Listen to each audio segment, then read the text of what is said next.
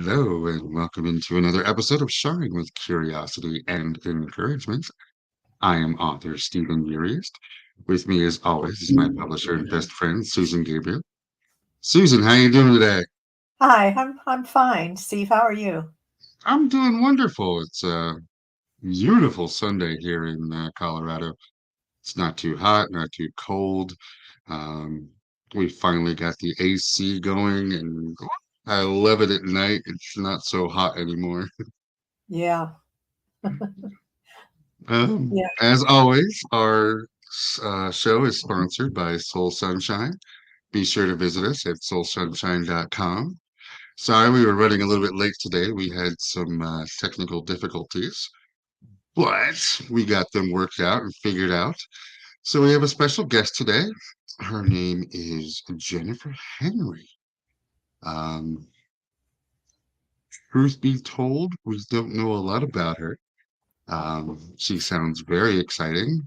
She's got a lot going on, and I am incredibly excited to hear what she has to say. So, without further ado, let's get her to the stage. Hi there. J- Jen, Guys, hello, hello. how are you doing today?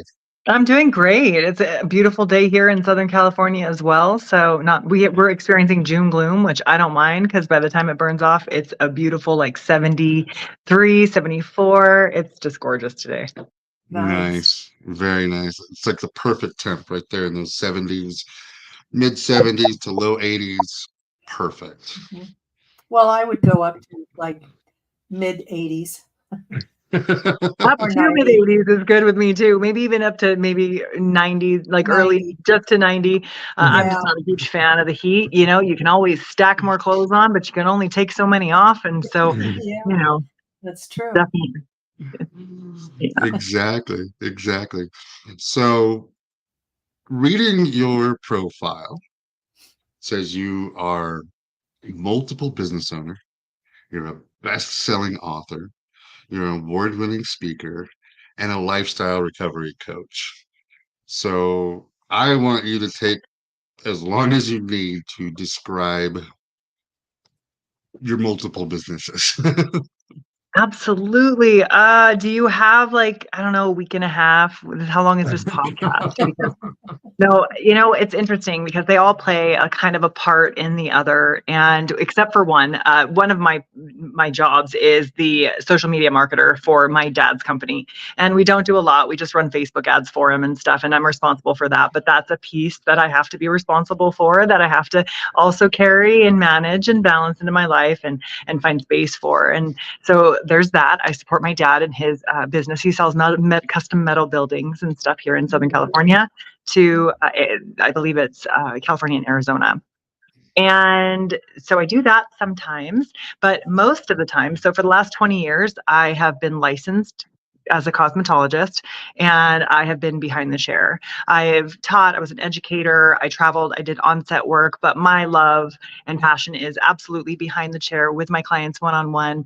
Every once in a while I'll use assistance, but my mission, my passion is transformation. And, you know, that began with transforming people on the outside and what we looked like, because it makes such a big difference, right? What we see when we look in the mirror. And sometimes all that means is we're shifting our mindset. And now that's sometimes mostly what it means.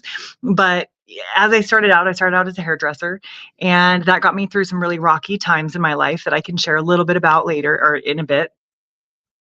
And then I started finding so much healing and really fitness saved my life. I'll just keep it simple. Fitness saved my life. And I was really in a dark place. And I was what I call in suicide in the installment plan.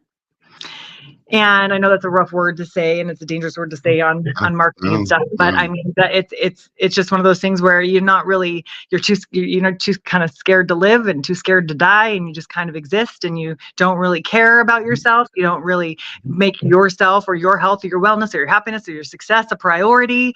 And I think that can look very different for everybody. But I think that there's a lot of us that are kind of experiencing that without recognizing it.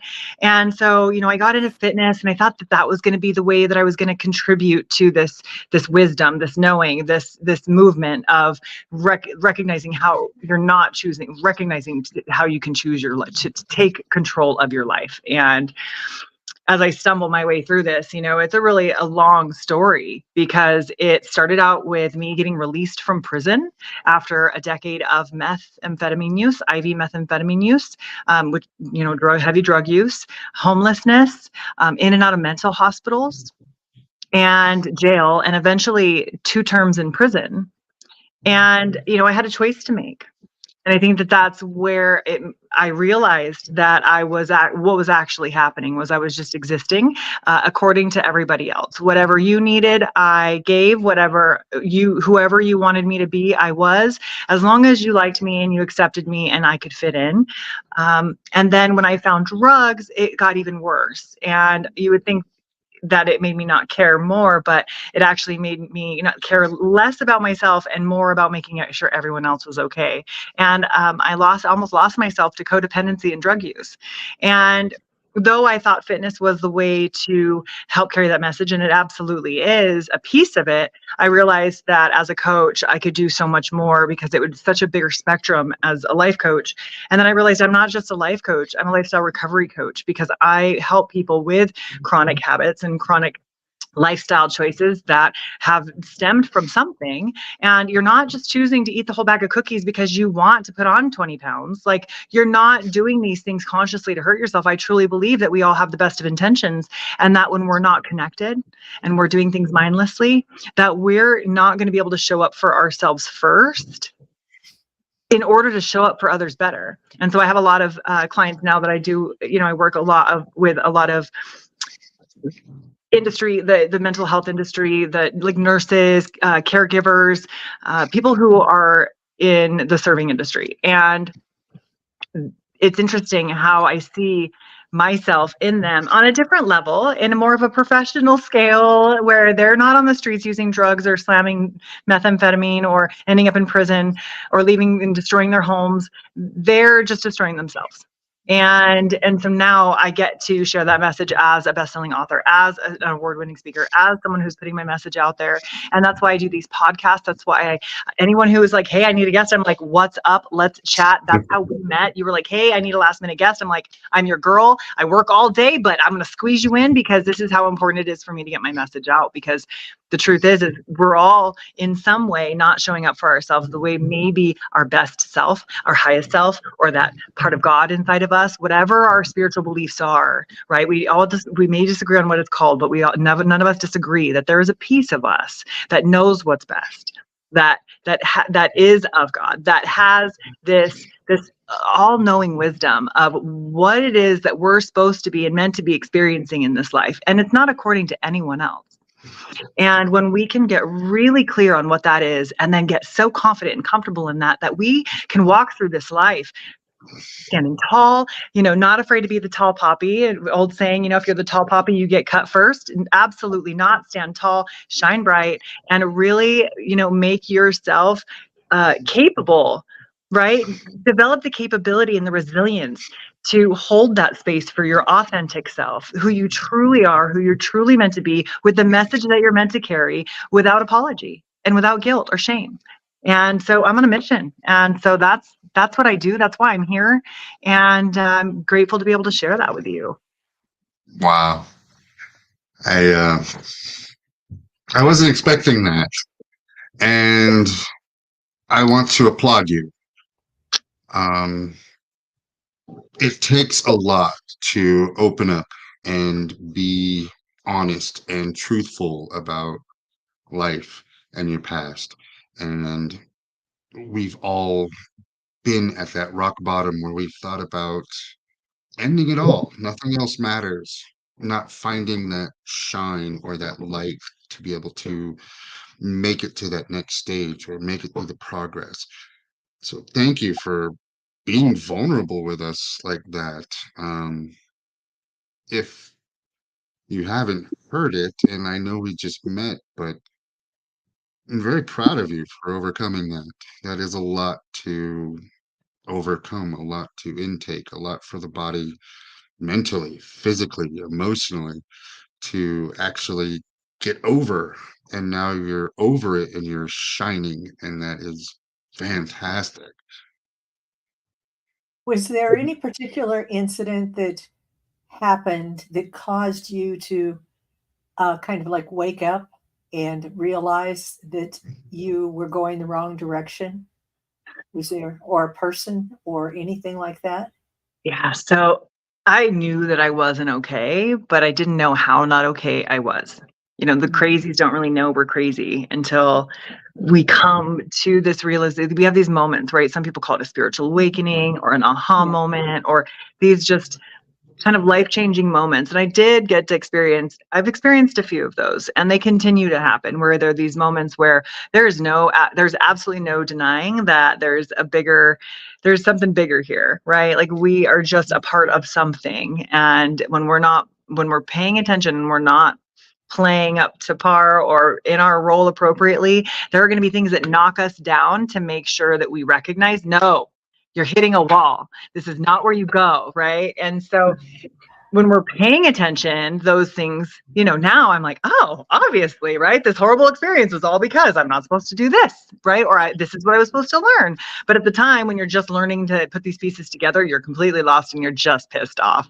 You're so mad, you're so resentful, you're so like whatever. And at this point, I'm severely mentally ill. I would be up for weeks at a time, not eat, not drink water, not take care of myself. I was in and out of psychosis regularly. And I'm going to keep this as gentle as I can. It is in the book. It's a pretty raw description of the story in the book. But I was actually arrested for the last time, and I'm in Riverside, so I was in Riverside County Jail, and I was booked and processed. And when my hotel room had been raided, but because a couple that had been staying with me was out fighting in the middle of the parking lot, so they get followed to my room and they raid the room, and the room is in my name, and I'm on parole, and so they have every right to go in the room. They don't have to get a warrant or anything, and I know I'm going, so I immediately put away the drugs that I had. I put them away as a woman, does. And, and I went and I got booked in, and I knew that I was set because of what I had with me. And so I immediately, felt out my bunkie or my cellmate. And we got to quick work of selling what I had, the drugs that I had, and doing at least half of them so that I could get shampoo and conditioner and lotion and snacks and these different things and get myself set up. And then I proceeded to get high with her. And from that point, at first it was all good. And we were able to develop a little bit of a connection, two drug addicts like together, it's a beautiful thing in that moment, as your life and everything is burning down around you. And then it ran out. And I was barely tolerable when I was loaded at the time. And I was absolutely not tolerable. My dealer didn't even want me in the house when I was coming down or when I was at a certain point. And I remember getting upset with her over something not even worth remembering. And I called her names and I spit on her and told her to F off pretty much. And I went to lunge at her, and she just kind of threw me to the corner of the cell. No big deal. She was 6'2", 300 pounds. Like, she was nothing to play with. And if I had been in my right mind, I might have had a little more, wisdom around what to do in that situation, but there was none to be seen. So she proceeded to throw me into the corner of the cell. And then she grabbed a Bible and she threw it at me. And she said, "You need God, bitch." Excuse my language, quote unquote. Okay. Now, it's not the most spiritual introduction to God, but there it is. And there it was. And I was so mad. I was seething. I remember getting up and throwing it up on my shelf where all my stuff was. My toiletries knocked over. I didn't care. I got up in the bunk and I'm MFing her. And I get under the covers and I fall asleep. I pass out. So I come to about 3 days later, on and off. I'd probably gotten up to use the restroom maybe. But generally in those kind of states, I did not. And so I was pretty much out of it for a couple, 3 days. I get up. No one's in the cell. And I go to the window to see what's going on. Everyone's at day room. So I cover up the little piece of the window because girls get to do that one week during the month. and I proceeded to go to my hiding spot, find my pin, which is my needle. And I didn't have any drugs left, but I didn't care because I was more addicted to the idea of escaping. I was more addicted to the idea of disconnecting, of being numb, of not feeling, of not being, of not existing, of not holding space, of not dealing. And so I proceeded to cover myself with a blanket and find any vein I could on my ankles and draw blood into the syringe and re-push it back into my veins so that I could see if I could find anything and like rinse the syringe just to see if I could find anything. And that's in that moment, in like this really dark, really vulnerable, really sick place. All of a sudden, I can see this girl under the blanket, so gone, like a skeleton, like barely existing. She's barely there. And my heart just like shattered and fell into a million pieces. And I just felt so much sadness and empathy. And girl, what are you doing? Like, what is happening? Is this really this? Like, what is really happening right now? And for that moment, I didn't realize it, but there were all the pain, all the discomfort, all the anxiety, all the repressed BS was gone. And I only know that because then all of a sudden I was back in my body and I was feeling it and I was present and I was there and I was feeling the feelings of who I was being in this body. But at the same time, at the exact same moment, so relieved and so supported and so loved and not alone. And it, like I'm still here. Like, what am I going to do about it? Like, after everything that has happened. And I'm talking things I wouldn't wish on my worst enemy out on those streets for a naive little 16 to 18-year-old white girl on the streets of downtown Riverside. It was, I had to learn hard and I learned quick and I learned ugly. And for a long time, I became that ugly. And at that moment, I realized that I was just broken and hurting. I realized that I was still here for a reason, that it was just my job to figure out why. And when I tell you, at that recognition of like this aha moment, the spiritual awakening, this like, oh, holy crap, what's going on? I burst into like a hyperventilating sob that I will never forget. It still gives me chills to think about, because it was this like recognition of like I'm still here. Like, I'm going to be okay.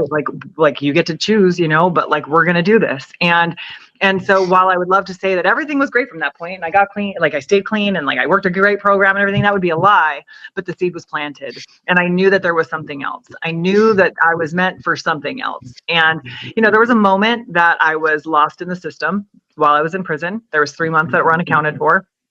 And it was a whole situation where I felt abandoned. I felt alone. I was scared. I ended up getting into a relationship in there. I ended up bringing in drugs and selling drugs while I was in there. I ended up getting more time added to my sentence and doing more time than I originally had been given. And it was in actually those moments, that repercussion, that slap in the face of, look, all you got was a dirty test. You're lucky you didn't get caught. And multiple years added for bringing stuff into a prison. Like, and I can talk about that now because it's been over 10 years and like, but it was one of those things where it's like, what are you doing? Is this what you want? And I, again, had to make a decision. I actually had to stop and ask myself if this is what I wanted, and be honest with my answer, because it wasn't.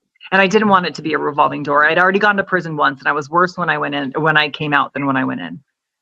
And I was not going to be in that revolving wheel anymore. I was not going to be on that hamster wheel. I saw what it was doing to the women that were in there. I saw the women go out and come back, and some doing it on purpose. And I thought, you know what? This is not my family. And I have to, if I need to, I was struggling with my family at the time. We are it's all been amended. We are all amazing. I've been able to help my mom through similar issues. We are working together as a family now on our healing, instead of trying to shove it under the rug like a lot of, my parents' generation. My parents are 79 and 69, and you didn't talk about your stuff. You didn't admit there was an issue. You sucked it up and you dealt with it. And it was killing people. And it's killing the next generation. And what's gone now is everybody has gone so far over. Everything is everybody else's problem about how you feel. No, it is nobody else's problem how you feel. It's not. It's just not. And if you want to be accepted as you are, then you need to accept yourself as you are. And that's all that can matter. And that's just the way it is. And so I've learned to step into these pieces. Over the last 14 years now, I've been able to put together something that has been life-changing for not just myself, but for my clients, right? And I get the opportunity to use this framework that I've put together. I call it the Freedom Framework, and it's outlined in the book. The book's 99 cents on Kindle or on Amazon, right? So I'm offering my, $10,000 to $15,000 a year one-on-one coaching program in a book for 99 cents on Amazon. I don't know how that works, but the fact is I don't want to go gatekeep this information.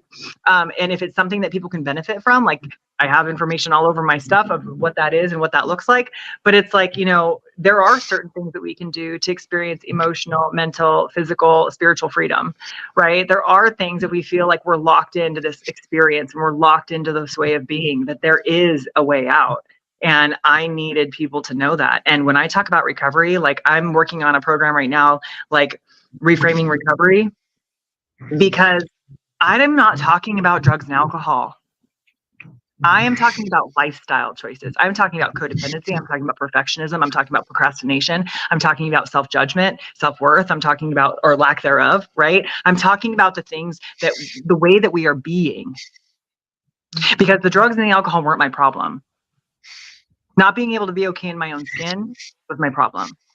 Not knowing who I was, not having a purpose, right? Being whoever you needed me to be and not stepping into my power, not shining authentically. That was my problem. Drugs and alcohol were the solution, right? Not really alcohol for me, but drugs and just escaping anything. It didn't matter what it was. I would do it as long as it gave me an out. And so nowadays we see that a lot with food, social media, right? We see it with relationships and chronic relationship jumpers. We see it with, we see it with gambling, but really what we're seeing it mostly with is food and social media, at least as far as my clients go. And or of course, career workplace situations where, my clients overdo it and burn themselves out. And now we've got nurses that are only there for 5 to 10 years instead of the 20 years that they need to be in because we need them, or the mental care professionals. So yeah, I could go on. Obviously, I'm long. No, I love it. I agree. There is a stigma behind mental health in our country, in this world, where people will not seek mental health treatment. I used to be one of those. I would be one of those, like you said, people pleasers.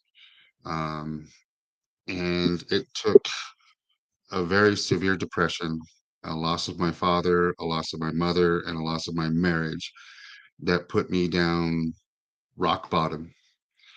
Susan came along and she saved me. And for the past year, I've gone to a therapist, and everything that you're saying is exactly right. It starts here. It starts with you. It starts having that belief and having that building yourself up, not building somebody else up, and you relying on them for your happiness.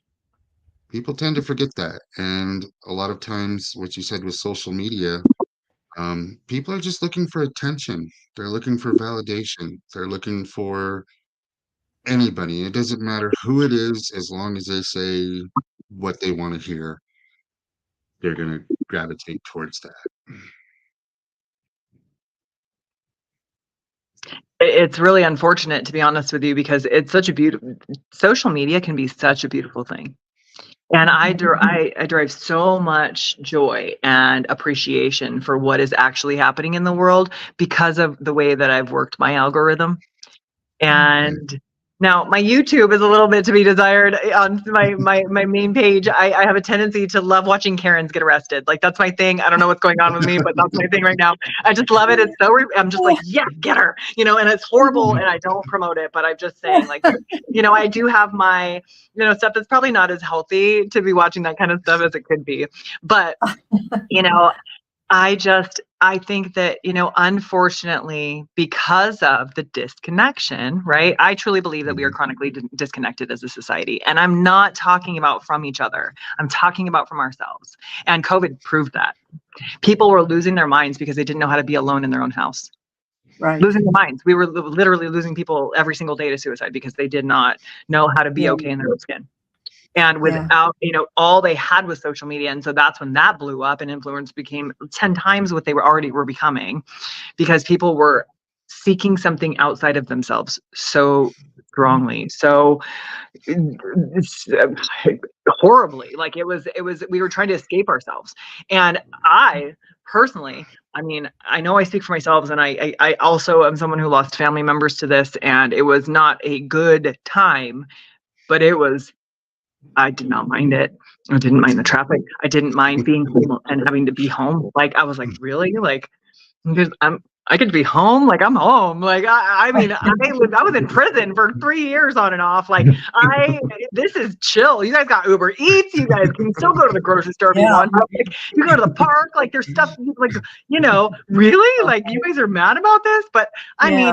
mean, a lot of businesses suffered from that, and that's terrible. And so, I'm glad things are building back up in certain ways. But that being said, I'm so grateful for everything I've gone through, because it has taught me how, when things go to mess, right? When things spontaneously combust, like, I'm going to be okay no matter Yeah. what, because no matter what's going on in my life, I have non-negotiables I've put in place, because I matter first.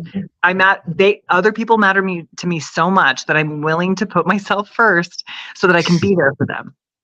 Yeah. I love Well, I felt like COVID actually showed people. Now, I'm an introvert, so I am the kind of person who I suffer during social events. That's not my strong suit at all. And I'm fine at home. So to me, COVID I didn't notice it. I mean, it was just another opportunity or excuse for me to stay home and not have to socialize. But I get my socialization now, and I guess I learned it during COVID, but I get it from my online connections. I've got about 50 people that I fairly regularly talk to, and I met Steve online. We've never met in person. And most of the people, like I said, there's only 2 people I know that I talk with online that I've actually met in person.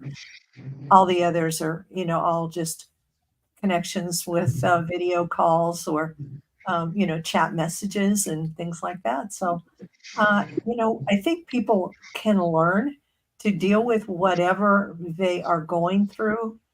If they've got something like God. I mean, I'm a very strong believer, and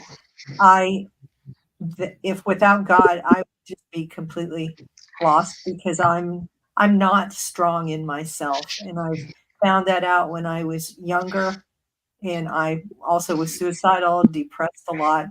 So, I think having that that rock, something that you can hang on to and that you see as unchangeable, and it's in your life, and that's something that you can really adapt to and adapt with.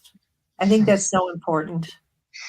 I love that you say this, because I will share my personal beliefs around this, because I feel so strongly about them, because I have been, I've been in the depths of hell, and so I can experience heaven in the slightest breeze. And when I tell you that I absolutely agree that it has to be that it should be that I benefit from God being a huge source of my life. We all differ on what that means, but it is the source of power in my life. However, for me, my struggle was that I was constantly putting all of my everything into something outside of me, into everyone outside of me. And I had to realize that I'm not powerless. There are things I'm powerless over once I do this or do that. Like I'm powerless over people, places, and things, right? But I am not powerless over who I am being. And for quite a part of my life, I was a Christian. A great part of my recovery, I considered myself a Christian. And there's only a few things that keep me from actually claiming Christianity, because while I identify with 99.9% of it, there's this one thing that they're like, hey, this is the only way through. And I can't. We're not.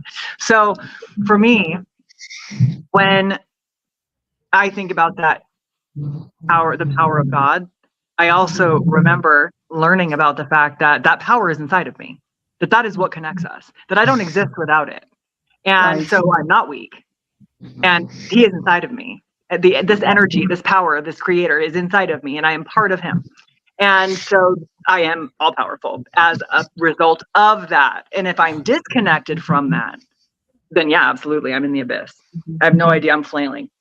But Yeah. when I am connected to and sourcing that, and fully sourced, that's what I mean when I say fully sourced, is that I am fully connected to that highest, most knowledgeable, most wise version of myself, that part of God that is inside of me, that Yes. knows, that all knowing. And she is inside me. That version is inside me. And so I get to tap into that whenever I need to.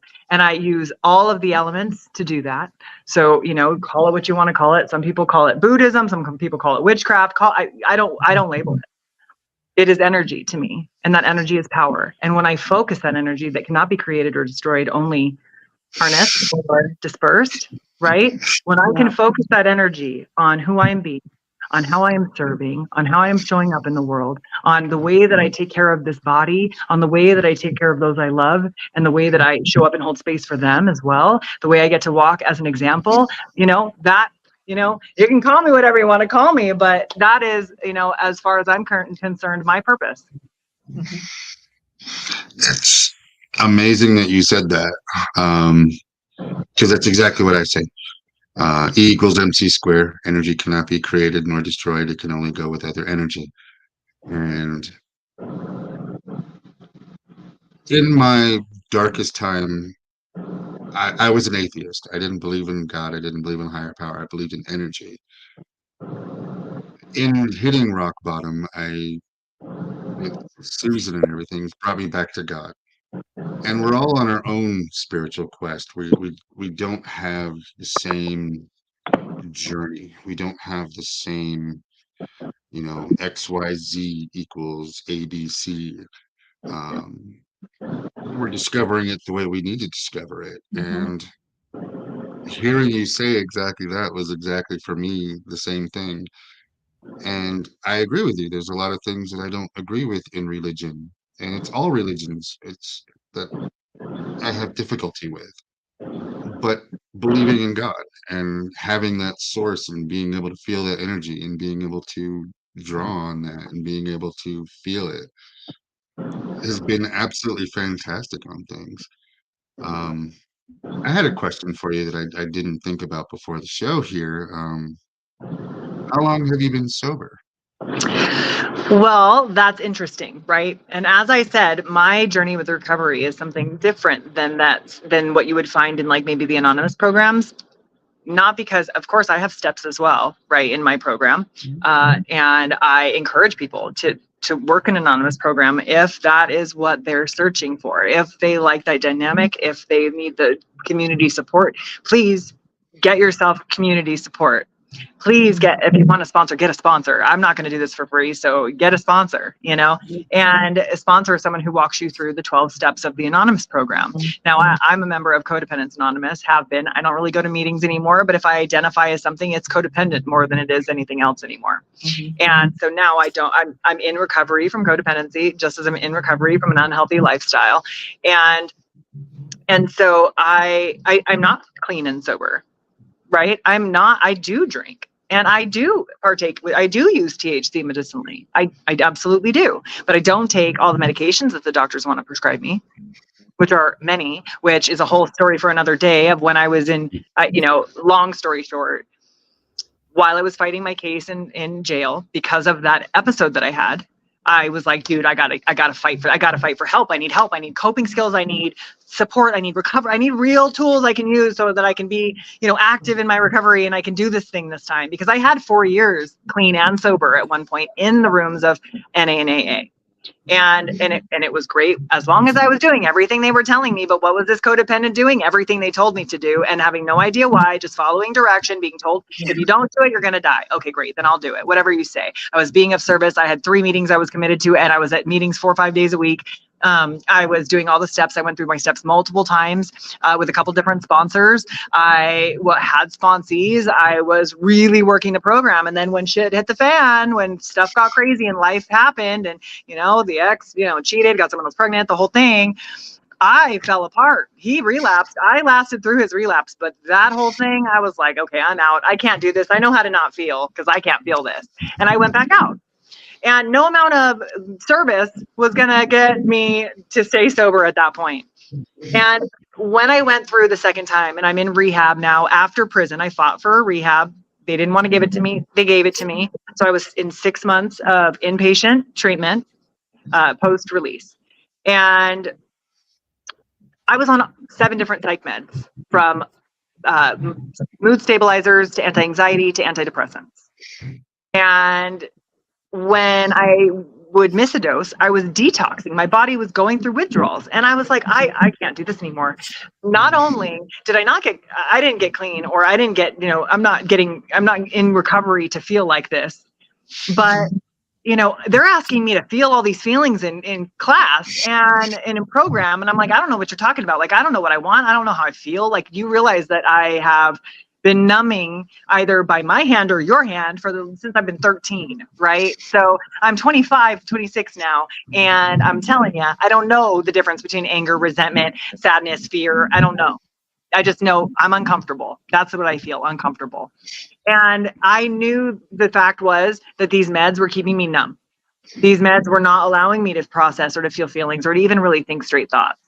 And so I fought for the ability to get off these meds, and they didn't like it. They didn't agree at first, and I fought anyway because I really had started asking myself what it was at that point. At that point, I'd finally been like, okay, what do I need? What's working? What's not working? Regardless of whatever all the quote unquote experts were telling me. Yeah. I had to start saying, you know what? You're wrong. I don't know why. I don't know what I actually need, but this ain't it. Yeah. The system is broken. I'm sorry to tell everybody, but I learned 15 years ago, the system is broken, right? Yeah. And although it did save my life, because it getting arrested saved my life, getting off those streets at that time in California, it was still illegal to be a risk to yourself. Now you don't get picked up unless you're a risk to others. And so that is why we see the mentally ill population walking around the way that we do on the streets, because there are no laws protecting them from this. And it's very unfortunate, but it is what it is right now. And that being said, at the time, it was illegal. And so I have 7 felonies on my record that I know for a fact nobody's even, if they're getting any charges, they're misdemeanors for the same charges these days.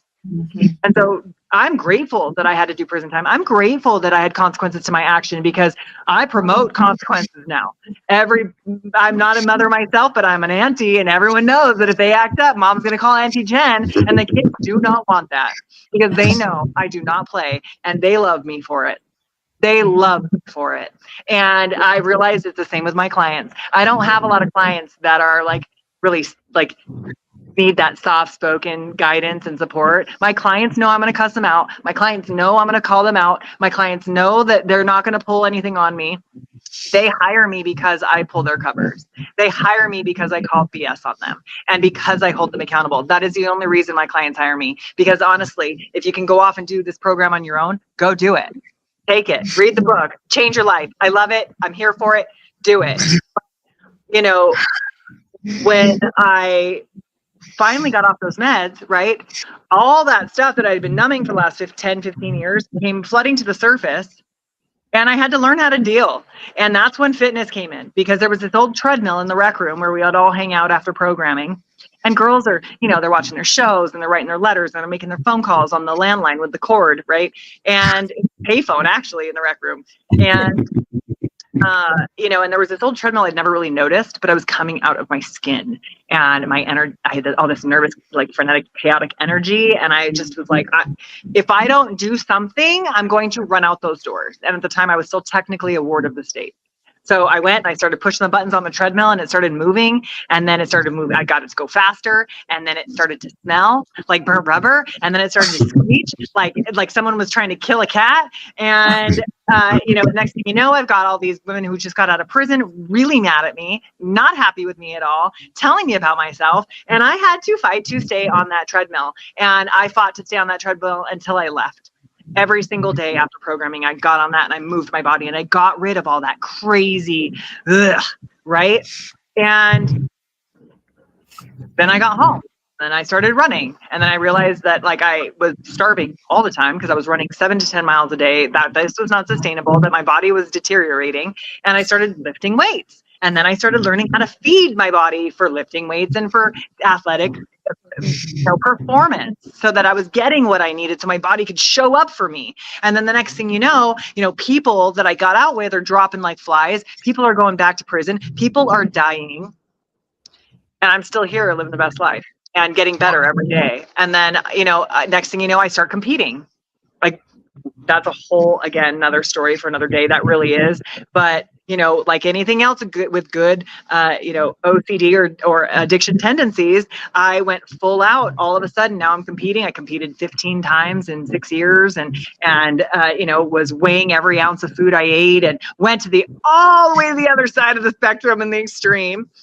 Until my kidneys started shutting down from too much protein, until I was literally like obsessing every single day and pinching my body fat to see like if I'd gained any body fat. I wouldn't go out with friends. I hadn't had a cycle in 3 years because my body fat was so low, dangerously low, like 7-8% for a woman for like 3 years.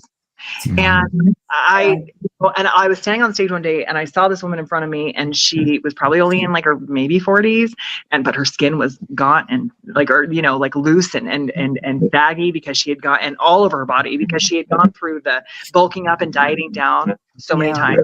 And I could see the PAD injections in her hip, the scars from it. And I'm sitting here and I'm looking at her. I'm going, I'm battling this woman for first place, and this is what I'm battling for.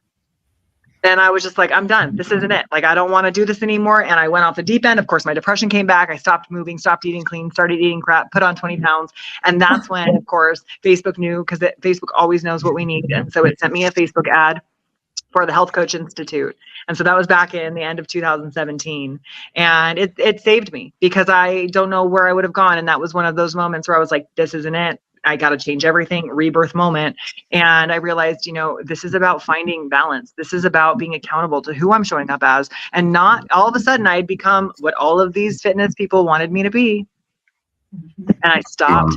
I didn't start working out or eating clean or doing any of that to look any kind of way. The body was a result of me loving myself enough to take care of myself as best as I possibly could. And every piece of information I applied until it became a competition, until it became about looking a certain way. And so, when I finally got back to moving my body because I love my body, everything started to balance back out. And I have some cellulite going on. And I have a little bit of roll when I sit down. And my butt cheeks, I could hold a pencil under them. But you know what? Like, I'm okay with it, because my body's going to look however my body looks as a result of me taking care of myself, whether I do or don't.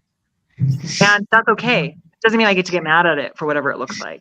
And so I've had such a fun journey, working with women around, and men, honestly, around body image issues and learning how to love themselves to health, instead of like, you better diet and you better only eat these foods and you better work out this many times like it used to be, because that's how it used to be. I was the expert. And now I get to be the expert in making you the expert of your own life. And so. Wow. You've learned a lot over the years, and so much of it is trial by fire, trial and error, falling down and picking yourself up again, falling down and realizing you can't pick yourself back up again. So many things that so many people go through, but not that many people go through all of them like you have. Yeah, I definitely wanted to be one and done. Like, I have friends who believe in past lives and multiple lives and things like that. And I had a friend tell me, I think that when you chose, I think you just wanted to come and be one and done. And I was like, well, I don't have kids, so there might be another one in the future, but who knows? And so, but we laugh about that. She's like, you decided to have all the lives in one. And I thought, it's just, let's get her done. Let's just get her done. Let's see how big of an impact we can make with one life and go from there. Yeah. Hearing your story, I see a lot of inspiration. I see a lot of, um, like you said, trials and tribulations of things. I don't know how else to say this, but what is the best advice you've ever received? Mm. God, there's so much. But I will say it's something that I read. It's something that I read, and it was while I was in prison. And it was, the part of the four agreements. And while it doesn't necessarily like play into anything we've talked about today, and technically it plays into everything that we talked today, but one of the agreements, one of the four agreements from Don Miguel Ruiz is don't take things personal. Don't take things personal. Mm-hmm. And it just hit a nerve for me. It hit a root nerve, like this root cause, like situation of like, I'm not the victim. I'm not the reason. I'm not the main character in their story. They are. And if they want to make me the main character, they can. But whatever they're feeling now, unless I'm being a total, mean person, I was going to say something probably less, a little more graphic, but unless I'm being terrible, right? Of course, I'm not talking when I'm sharing and I'm not talking to narcissists. So if anybody's ever told you you're a narcissist, I'm probably not talking to you. If anyone's ever told you that you're really self-absorbed, I'm probably not talking to you. I'm talking to those of us who identify as whoever you need us to be. And that is who I'm like, right? Like, and so it's really, I took everything so personally, like it was a personal affront, like everything people did or said was as a result of their feelings towards me. And when I finally let go of that, one of the other agreements is don't make assumptions, which fits right into that. Stop assuming it's about you and start assuming that they have their own opinions from their own experience, from their own life, from their own viewpoint. And if it doesn't align with you and it just doesn't fit, guess what? Your energies don't match. It doesn't matter. Who cares? Mm-hmm. And the things, of course, we take personally are going to be the things that are really honest feedback, right? It's a different thing when someone's coming to you with honest feedback of, hey, you really hurt my feelings. Like, this wasn't cool. Like, please take that personally. Like, you were a dick. Like, don't be a dick. But, if it isn't, and someone was like, you were such a bitch because you said you'd come, but then you canceled last minute because you said you were sick, or because you had to take care of your kid, or because something happened where you all of a sudden can't do the thing, and it's unfortunate, but you're not this name or this horrible thing because of it, right? There are things that happen, right. And when people sometimes people have bad days, and it doesn't, and maybe it is your fault in the sense that they're mad because of you. But if you are, checking in on your intentions and you're showing up as a good person, and you know who you're showing up as, then stop taking it personally. And that's just a small piece of it, because I could go on about that, but that was I totally can identify with that. It took me years to get over that, starting as a child. And then on into teenager, and then my first marriage, and all of those things. I mean, I was definitely the kind of person who felt like, well, I had two really big problems. One was that I cared about what other people thought. I cared too much about what other people thought of me. And the other one was I compared myself to other people, which is another really dangerous thing to do, because then you're always going to end up either, proud, which doesn't usually last very long in my case, or, you're going to feel bad about yourself. So both of those are really dangerous roads to go down. And it's hard to turn that around. First of all, it's hard to see that you're doing it. And once you realize it, trying to change that can be really difficult. But the first step is really understanding that that's what you do, and that's a problem for you. I think that is the biggest step, is recognizing who you're being, Yeah. like connection. And that's the first step of the framework that I do, right? It's everybody, I was going through all these coaching programs and all these seminars and stuff in the beginning. And I still go through coaching programs and seminars, but in the beginning I was just this wide-eyed, like curious girl. And, and it was really this constant theme of, what do you want? What do you want? Where do you see yourself? Create a vision. And I'm like, do you understand where my perspective is? Like, it's really hard to see the skyscraper from the gutter. I mean, it's really hard. Okay. Like, I'm lucky if I'm looking at like, a tent. Like there's things, it's my perspective was so skewed based off of my past and based off of my really recent experiences, that there was no way for me to create the kind of vision rationally, like where I could actually step into and envision this for myself. And so while there was, of course, these like back of the mind, grandiose ideas of maybe, for me, it wasn't the big house, it wasn't the car, it wasn't like the family reunion. It was like, maybe at some point, like I'll be able to walk in a room and not give a shit what people are thinking. Maybe at some point I can walk in a room and just show up as who I am and make bad jokes, and people, and maybe, I won't care if people laugh. Right. And, and that would be so cool to like hold space and not be completely anxious about that I'm having to exist right now. Yeah. So cool to be okay in my own skin. And those were these big grandiose ideas to me. And so that was as far as I could get. And so what did that look like in the meantime? Because I wasn't there yet. It was a huge thing. Just like someone's, who's making 5 figures a year, wanting a multi-million-dollar house. Seems kind of crazy to me. Yeah. But I knew that if I could get clear on what I could actually, something I believed at that time, because I didn't have great coaches back then, right? Something I believed at that time that I could tangibly, actively go after and get. That's what my goal was. But in order to figure out what the heck that was, I had to get connected first. I had to figure out what was going well, what wasn't going well, and use the currency from what was going well to help shift what wasn't going well. And once I got clear on where I was, it's like GPS, right? We need the GPS coordinates of where we are in order to figure out if we're going to go left or right on our way to our destination. Yeah. You can plug the destination in all day, but if you don't type in your current location, guess what? You're going to drive in circles all day or all year. Absolutely. Or for the next 10 years while you're on the same hamster wheel because you're not paying attention to where you're at. Yeah. So being able to get clear on that. And then when you have that list, right? I have my clients do this. This is something we do as an activity. Mm-hmm. Right? Get a piece of paper, draw a line down the middle, right on the left side, what's going well, right on the right side, what's not going well.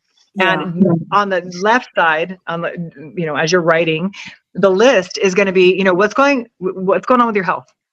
Mm-hmm. What's going well, what's not? What's going on with your finances? What's going well, what's going on? Don't forget to put, I don't give a shit what you want at that point, right? Like, I don't care what you want. I don't care. Well, I wish I could, or I should have I don't care. Where are you actually at? Without judgment, just being curious, like just being, stating the facts, what's actually happening that's going well, what's actually happening that's not. Relationships, what's going well, what's not. Your home environment, your work environment, your career, right? What's going well in these areas and what's not. And then once you get clear on that, first of all, we get to celebrate because we start everything with celebrations. Like, what is going well? Like, I'm so excited. I started walking every day, but I still ate, a bag of Doritos every single night last week. Okay, great. Not going well. But what are we going to shift out? Maybe we can have a handful of Doritos and maybe we can have some grapes and some strawberries, right? Like maybe we can shift out the carbs for something a little bit better. Maybe we even put some chocolate sauce on those, right? Like, but we're going to find out something that's going to help be a little healthier and throw some berries in there. So, we're getting antioxidants with our sugar.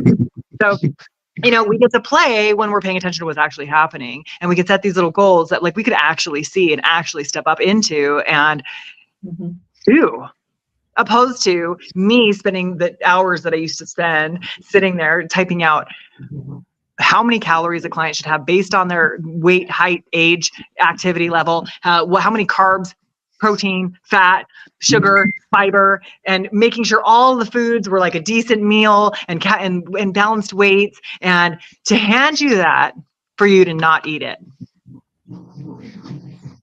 I refuse. I'm absolutely never doing one again. I refuse. I will give an idea to you, and if you really want accountability, you can pay to help me hold you accountable. But the fact is it's just not about that. It's like being able to just recognize where we're at and then take the baby step that we need to take in order to make that shift a reality, I think is where the magic happens. Yeah. I'm curious to know, hearing everything you've gone through, just everything. I'm still struggling to keep up here a little bit because I want to just go through and break down everything. But what advice would you give to your younger self?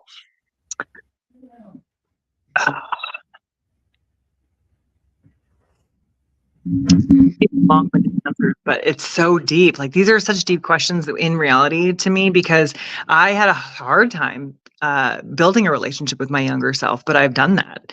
And there are multiple versions of myself, multiple different parts of me that I've had to go back and build relationships with, because she felt so alone, and she felt so abandoned, and she felt so scared, and she felt so judged, and she felt so too big for the box that they were trying to put her in. And, being able to go back and tell her, you're not too much, that you're allowed to hold space, that you don't have to feel guilty for being you, that other people aren't responsible for your experience. Mm-hmm. And so I think the biggest overall theme would be, you are the only one who can determine your experience in this life, regardless of your circumstances. Mm-hmm. To everybody that's watching out there, that is incredible advice. And I really hope you all take that into account and start living that forward. You have a lot that you can teach and a lot that you can share. And I feel connected to you, that somehow the energy you and I have, it's crazy. You've said a lot of things that I've said growing up, and a lot of things that I feel, and it's been fantastic listening to you. Just out of curiosity, do you have any plans on writing another book? I do. I have plans on multiple books. However, first things first, we're going to get through a full year of promoting this one first. And then towards the end of this, it's not fiscal year, but my author year, my published year, I will be releasing the audiobook. So we're waiting on dates for me to record that right now. So we're going to be getting an audiobook version, because, I love my friends, but they're like, Jen, I love your book and I bought it, but I'm probably not going to read it. So let me know when the audiobook comes out. Because I was like, yeah. Yeah, all I right, love audiobooks too. Do you have a copy of your book there you can show us?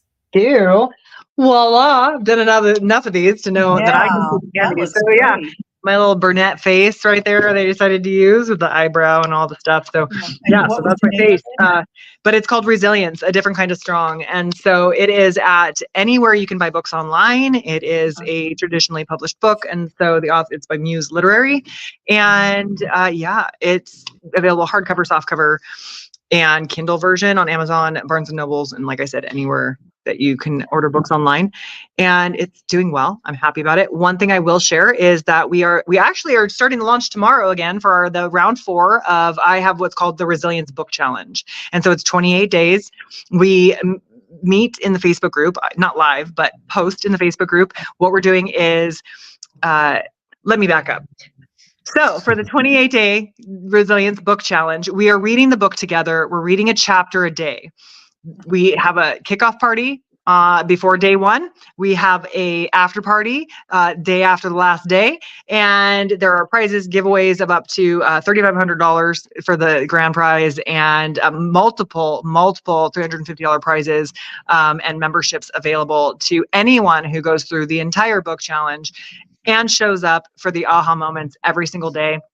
And, when I've had clients go all the way through this book, it's amazing the transformations that are happening just on their own, just from them actually stopping to read a chapter and to assimilate into it and to see how it fits into their lives, how they can benefit from applying this information to their life.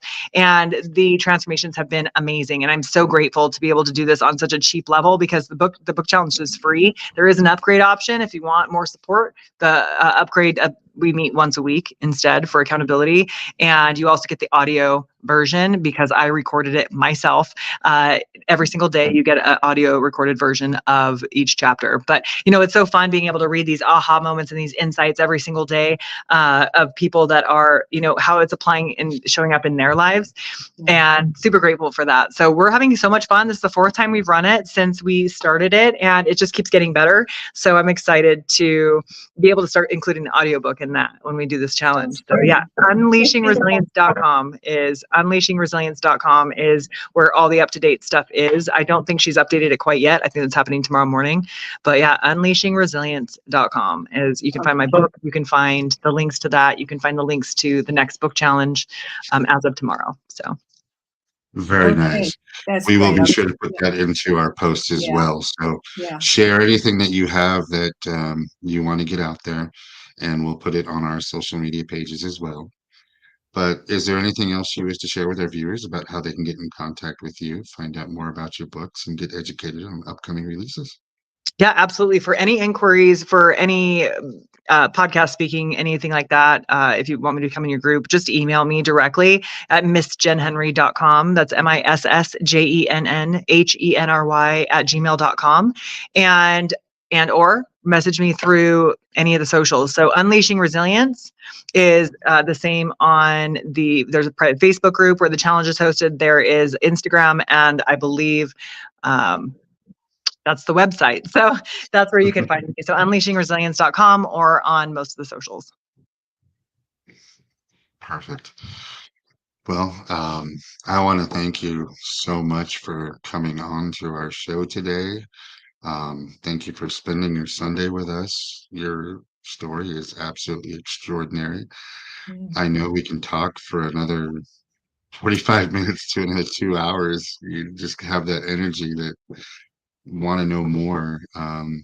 So I do hope that maybe later you can come back on our show and we can continue this conversation. You have definitely got a fan in me, and I wish you all the best luck. And I can't wait to hear the next chapter in your story. Thank you so much. It's been a pleasure. Absolutely. It was so nice meeting you both. And thank you for allowing me the opportunity to share and spread my movement. Yeah, I so appreciate your acceptance of our invitation to be on the show.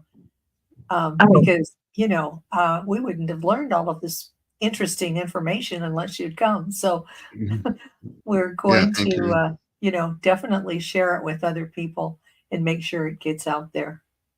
Yeah, thank definitely. You thank so you for much. being flexible and last It's minute been a on pleasure. Oh, our air conditioner just kicked on. So all of a sudden it got loud in here. Oh no. But it has been a pleasure. Absolutely. Well, stick around so we can wrap up the show here. And once again, thank you for coming on.